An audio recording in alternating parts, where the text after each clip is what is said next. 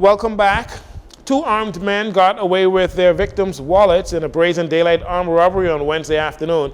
Police are now seeking the public's assistance to find the culprits who robbed the men of their wallets containing an undisclosed amount of cash. Police reports say around 1:30 p.m. the victims were outside a home on Pine Yard Road in eastern New Providence when they were approached by the suspects, who were dressed in dark clothing, one of them brandishing a firearm. After they were robbed, the victims say the suspects fled in an unknown direction. Anyone with information that could help the Criminal Investigations Department find the culprits, you're asked to contact CID at 502-9991 or 2. You can call 911 or Crime Stoppers at 328-TIPS, 328-8477. Investigations continue there.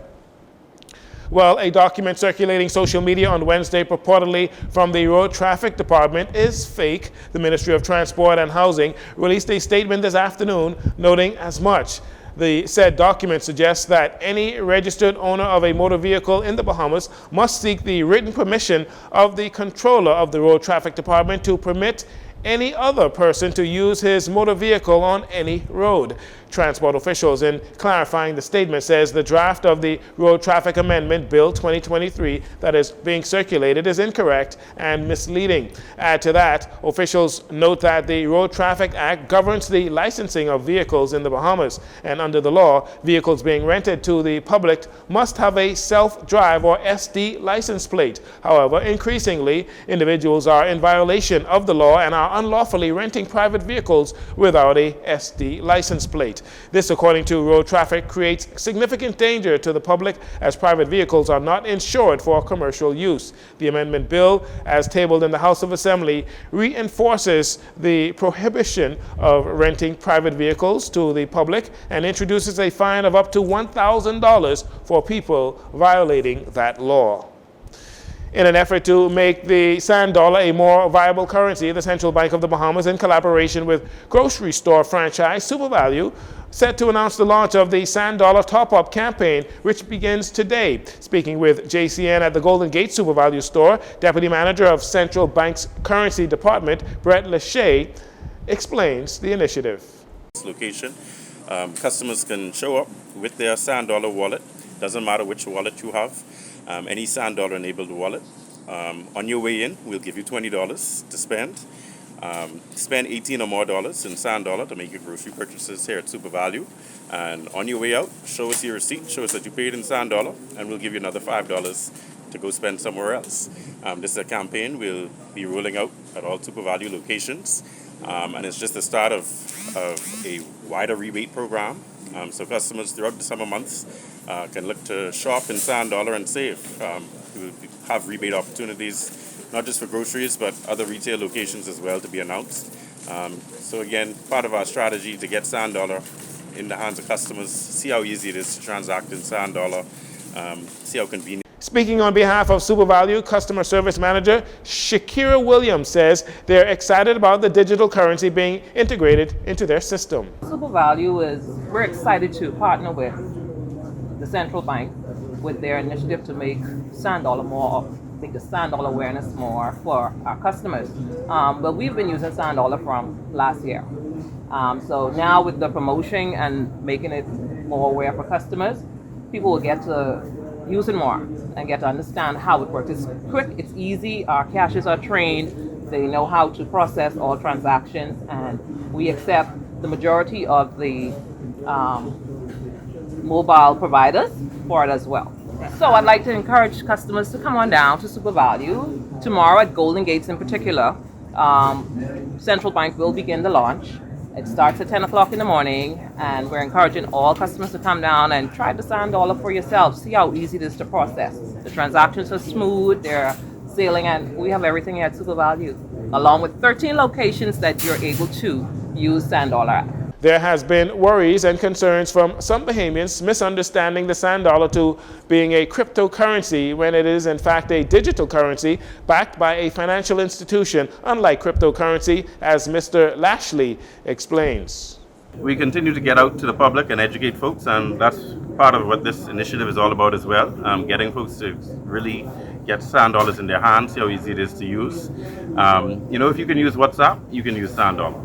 It's that easy. It's as easy as downloading an app, following the instructions to activate your Sand Dollar wallet. From there, it's as easy as sending a WhatsApp. You put in the amount. You can either scan a QR code or enter in a wallet address, and you hit send, and your funds go to that person, and they get an instant notification that funds have been received. Sand Dollar is always going to be one-to-one. It is Bahamian currency, issued and authorized and regulated and supervised by the Central Bank of the Bahamas. So whereas cryptos are decentralized, they're not controlled by any one regulator, Sand Dollar is currency issued by the Central Bank of the Bahamas. So consumers can rest assured that this has nothing to do with FTX, not the same type of digital currency that we're talking about. So your funds are always secure in Sand Dollar. The Sand Dollar Top-Up Initiative, after its initial launch at the Golden Gate Super Value store, will move on to other Super Value branches, with the next launch being at the Mackey Street location.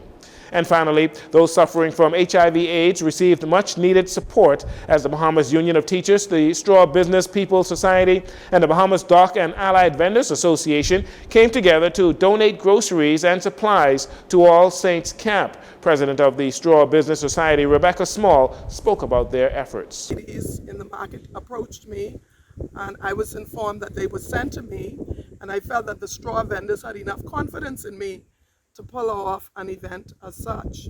And so when I was told that they were in need at the All Saints Camp, I immediately came on board, and as I mentioned, called the various associations to assist with this project. I especially would like to make a clarion call and a general appeal to the public. This is my first time at this site, and when I came here, I immediately realized that there are some needs at the All Saint Camp. And when I spoke with Ms. Forbes and Ms. Ingram, they said they need roofing to be done, they need carpentry work to be done, they need beds to be, single beds to be donated, and any other items. As indicated by Ms. Small, the three organizations are also calling on others to help refurbish some of the buildings on the campsite.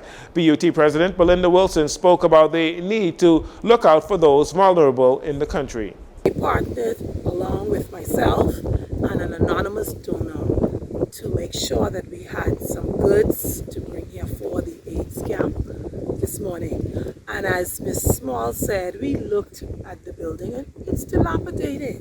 So I'm asking for persons who have building supplies, or you have some skills and time, please, please, please, please come and assist the AIDS camp.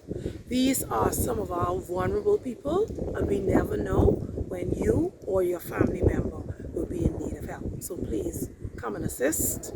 I just want to say thank you again to Ms. Small for reaching out to the Bahamas Union of Teachers. The camp administrator, Keisha Forbes, gave a heartfelt thanks to the organizations while also speaking on some of the challenges the camp still faces, including having to limit capacity due to conditions. We had some people that were coming in and trying their best to provide us with whatever they could have at the time. So we appreciate that.